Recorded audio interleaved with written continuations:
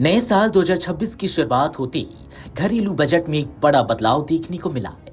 एक तरफ जहां कई चीजें महंगी हुई तो कई ऐसी चीजें भी हैं जो सस्ती हुई है, तो वहीं दूसरी तरफ रेलवे ने भी लोगों को खुशखबरी दी है।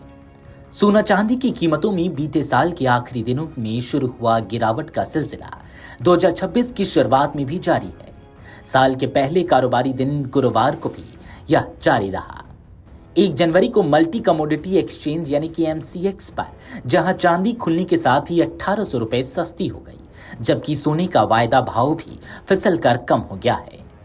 एमसीएक्स पर 5 फरवरी की एक्सपायरी वाली 24 कैरेट सोने का वायदा भाव अपने पिछले कारोबारी बंद 1,35,447 रुपए प्रति 10 ग्राम की तुलना में गुरुवार को ओपनिंग के साथ ही गिरकर 1,35,080 रुपए पर आ गया।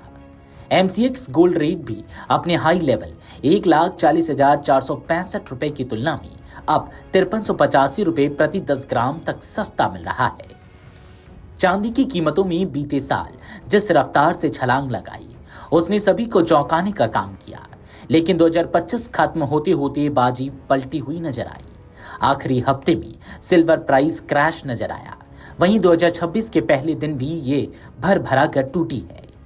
एमसीएक्स पर 31 दिसंबर 2025 को 5 मार्च की एक्सपायरी वाली चांदी का वायदा भाव 2,35,701 रुपए प्रति किलो पर बंद हुआ था, लेकिन 1 जनवरी 2026 को जब मार्केट ओपन हुआ तो ये खुलते ही 1851 रुपए प्रति किलो तक सस्ती हो गई और फिसलकर 2,33,850 रुपए पर आ गई।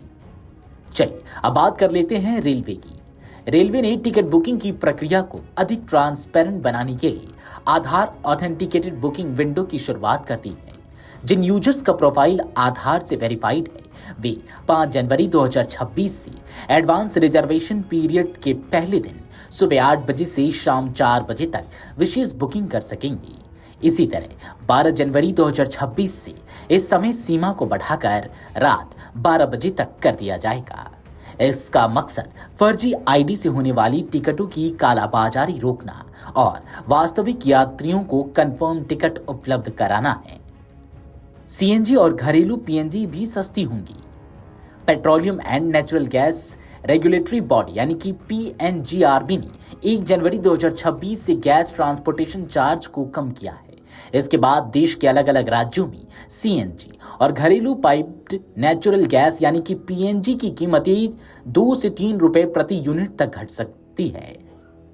नए साल 2026 की शुरुआत एयरलाइन सेक्टर के लिए राहत भरी खबर लेकर आई है।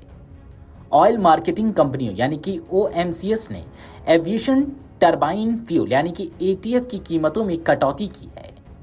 7353.75% किलोलीटर की यह कमी आज यानी कि 1 जनवरी 2026 से लागू हो गई है। एटीएफ की दरों में कटौती से एयरलाइन की परिचालन लागत घटेगी।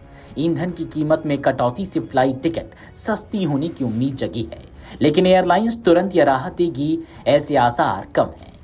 इस कटौती के बाद दिल्ली में एविएशन टरबाइन फ्यूल यानी कि एटीएफ की कीमत 92,323.02 प्रति किलोलीटर हो गई है।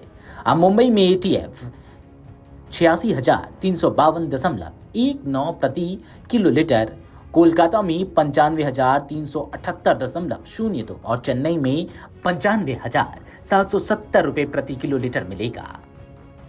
सरकार ने कमर्शियल एलपीजी सिलेंडर जो कि 19 किलो की आती है, उनकी कीमतों में 111 रुपए की बढ़ोतरी कर दी है। यह वृद्धि आज से लागू हो गई है। कमर्शियल सिलेंडर के दाम बढ़ने से होटल, रेस्टोरेंट और छोटे कारोबारियों की लागत बढ़ जाएगी। दिल्ली में 19 किलो वाला कमर्शियल एलपीजी सिलेंडर अब 1691.50 रुपए का मिलेगा। पहले इसका रेट 1580.50 रुपए था। कोलकाता में अब इसका दाम 1795 रुपए हो जाएगा, जो पहले 1684 था। मुंबई में 1642.50 रुपए का मिलेगा। पहले यहां इसका रेट 1531 रुपए था। 14 किलोग्राम वाले घरेलू सिलेंडर के रेट में कोई बदलाव नहीं किया गया है। नए साल 2026 की शुरुआत घरेलू गैस उपभोक्ताओं के लिए राहत भरी खबर लेकर आई है।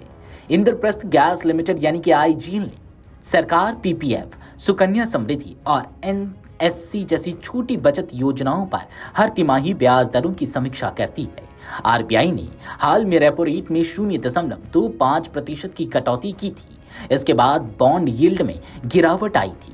इससे आशंका जताई जा रही थी कि 1 जनवरी से शुरू होने वाली तिमाही के लिए स्मॉल सेविंग्स स्कीम यानी कि डाकघर योजनाओं पर ब्याज दरों में कटौती का ऐलान किया जा सकता है, लेकिन सरकार ने इसमें एक बार फिर कोई बदलाव नहीं किया है। Video desk अमरुजाला.com।